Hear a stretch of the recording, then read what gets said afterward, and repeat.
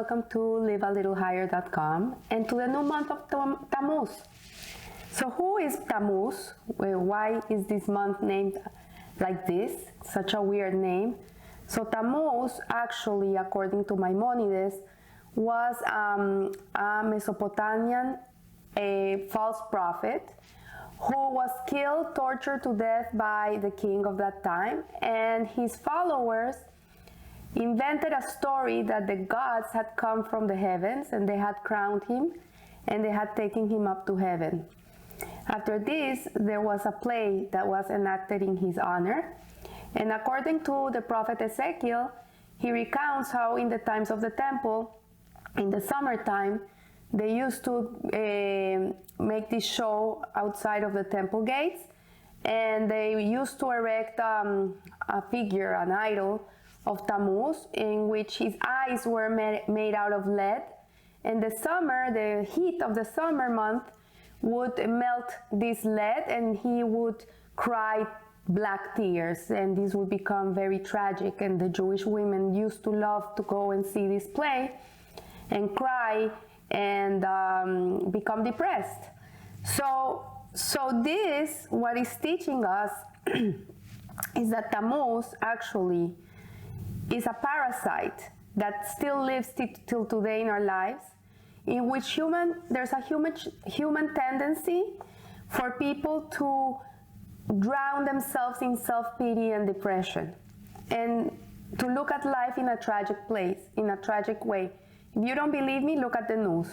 Every night, look at the news. It's so tragic. And everything that the world shoots at you is tragedy, tragedy, tragedy.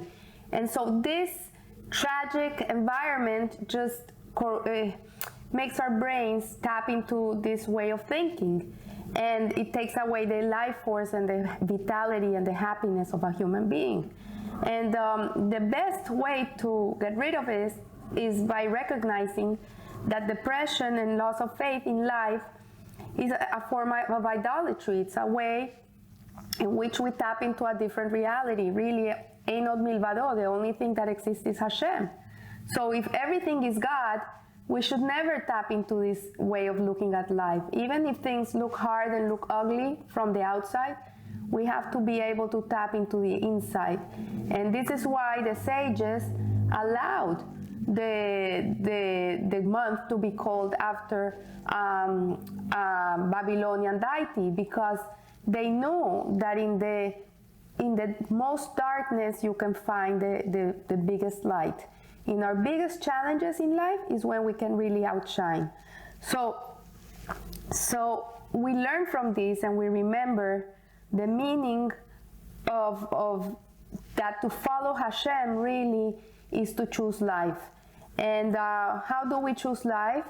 We choose life by following Torah and mitzvot and connecting to that truth, plugging into Hashem's world. And when we're plugged into that, then no negativity and darkness can really come into our lives. So the stone that rules this month is the ruby. And the ruby is, as you know, is a beautiful gem. It's red in color. And red is very seductive. It's a very seductive color. This was the gem that was put in the breastplate of the Kohen that ruled the tribe of Reuben. And this red is enticing, like passion. If you look at red, you think passion, sin, sinful, right? So this month, the 17th of Tammuz, really, it's when the Jewish people did their greatest boo-boo, which was to worship the golden calf. And from the 17th of Tammuz till the 9th of Av, so it's 3 weeks in which we fall into a time of mourning and sadness, because many, many calamities happened to the Jewish people in those days, especially on the 9th of Av, when the 2 temples were destroyed. So the Masal of the month is Cancer. In Hebrew, it's known as Sartan, and Sartan also resembles the crab or the disease, God forbid. And the word Sartan can be divided in two, in which Sar means to remove to remove and to clean the negativity. And Tan means chaos, hatred, animosity, everything that comes to be negative in this world. And the power of the month really is to remove any negative situations that might cause this disease. In a way, there's a spiritual sense of sight of Tammuz, which is the ability to see through the physical reality into the divine source. So the power of the month is encapsulated incredibly in its name. And it is that by removing ourselves from our egos, from letting go of our body, we're able to tap into our neshama. Because really people who fall into negativity, depression, self-pity, this is very selfish, I'm sorry. They're all day thinking about themselves. That's why they become like that. When you're not thinking about yourself so much, you don't get so depressed. When you're busy working or doing kind things for other people, you're doing kindness, you're helping others, you're giving of your time, you're giving of yourself, you're helping, you're doing, then you don't have time to think if you're happy, you're not happy. This happens when we have too much time for ourselves. When we have all this time for us, that's when this negativity starts coming into our minds. Also, the letter that rules this month is the letter Het, and the letter Het is the 8th letter of the Jewish alphabet. And you know, number 8 is infinite, so it's a transcendent letter. It's to transcend, it's to tap into a higher realm in which you have no control. Like, we come up to here, this is as much as we can get and as much as we can understand and as much as we can know. And faith really is to jump over that and just connect to Hashem and believe in Him and trust in Him. So the letter Het also is the letter that is used in the word Haim, which means life. And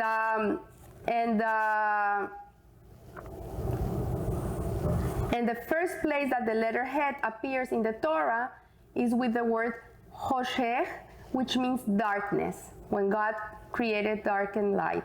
And in the deepest darkness is the deepest light is contained. That's where the light of Messiah is hidden. And our whole job in our life is to reveal that light, is to take away the darkness and bring the godliness, to bring the light into the world.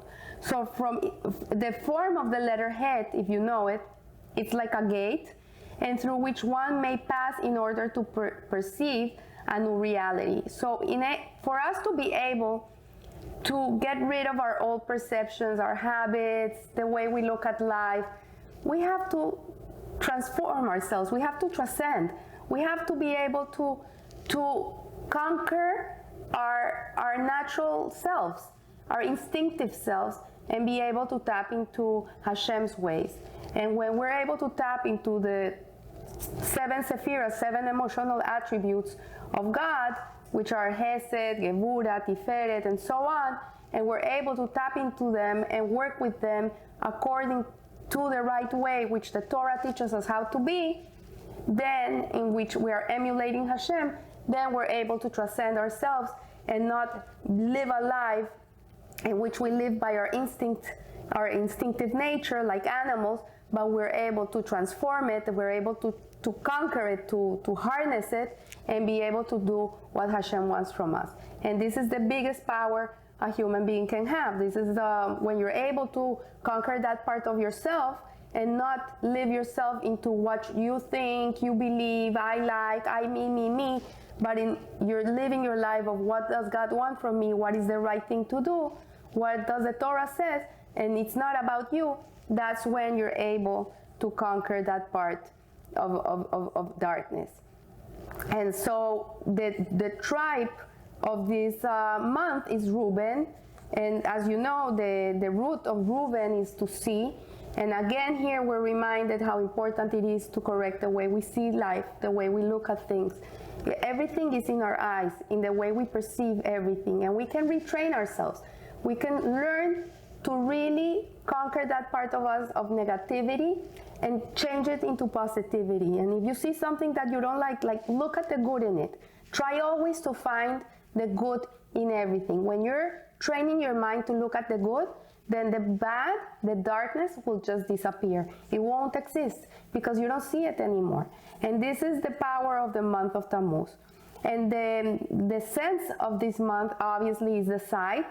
And we have to guard our sight. We have to be very, very careful what we look at and how we look at, and be very, very careful with our eyes, especially in this month.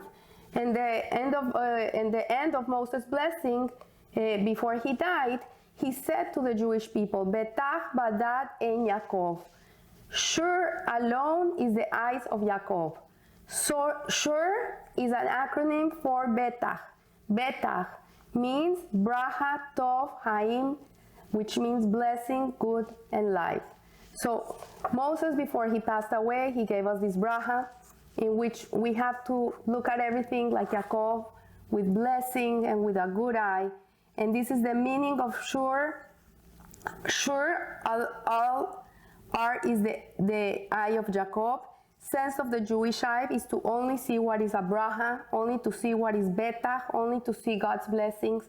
And we have to really learn to see things in this way. And in this way, we will be able to conquer all that negativity in our lives.